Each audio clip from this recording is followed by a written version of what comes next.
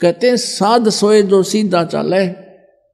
भगत वही होता है, साध माने साधक, जो सब बुराइयों से बच के और यहाँ की सतिथि से परिचित होकर के सही सीधा चले, मर्यादा में रहे, बुराइयों से बच कर चले।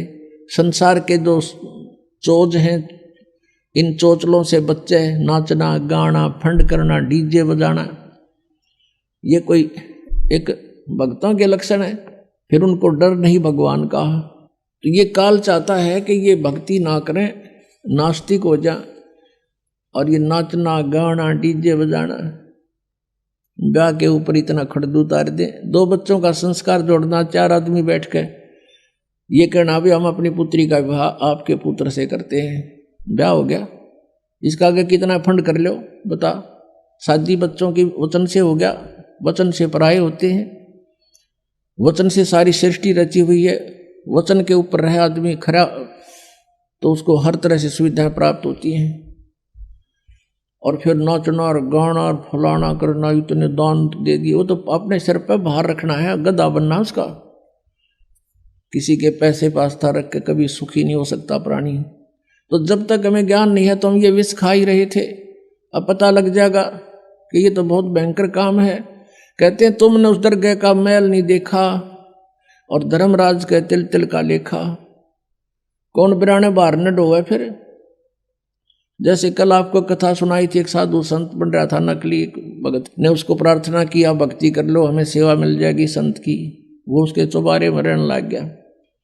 भगत सेवा करता, वो खा कर सो जाता, कुआड़ बंद करके महात्मा साधना करता है। फिर वो मृत्यु के उपरांत उसके ही घर पर बैल बना और बैलगाड़ी में जोड़ कर उसके खाए हुए के पूरे कर रहा था। जब परमात्मा गरीबदास जी को उस पर दया आ गई नकली पे, तब उसको बताया भाई तूने भक्ति करी नहीं और इसका अन्न खाया, ये पूरा करना पड़ेगा तुझे। लठ खा के कर ले चाहे राजी खुशी कर ले, पूरा करना पड़ेगा। फिर वो चल पड़ा अपना सीधा होके। तो कहते तुमने उस दरगाह का मैल नहीं देखा, धर्मराज के तिल तिल का लेखा। तो आप किसी से दहेज लेते हो, वो आपके ऊपर भार बन गया और उसका फिर पूरा आपने देना पड़ेगा। किसी का बैल बनोगे, किसी की भैंस बनोगे, किसी का खच्चर बनोगे, वो पूरा करना पड़ेगा। फिर क्यों सिर में दर्द करे।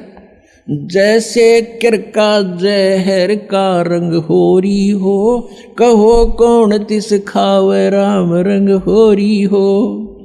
जैसे विष का कोई कण पड़ा हो किता और आपको पता है यू कण है और विष का है, हाथ भी ना लाओ, एक किसी और वस्तु से पकड़ के किरा कित फेंक खाओगे। तो ऐसे जो आप ये क्रियाएं कर रहे हो, रिश्वत ले रहे हो या किसी से दहेज ले रहे हो या किसी की हेराफेरी कर रहे हो हैं या कोई ब्याज ले रहे हो, कहते हैं ये जहर खा रहे हो आप। तो गिलास के गिलास पी रहे हो और एक किरका भी जहर का खाना नहीं गवारा होगा। तो कहने का भाव ये है कि हम अज्ञानता के वश ये नालायकी कर रहे हैं और जब पता लग जाएगा इतनी भयंकर मार पड़ेगी इसकी। तो जैसे किरका जहर का रंग होरी हो, कहो कौन तिस खावे राम रंग होरी हो। कहते कौन खाओ फिर जहर ने, पता लग गया था।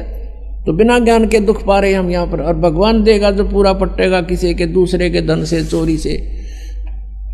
आज तक कोई सेठ नहीं हुआ।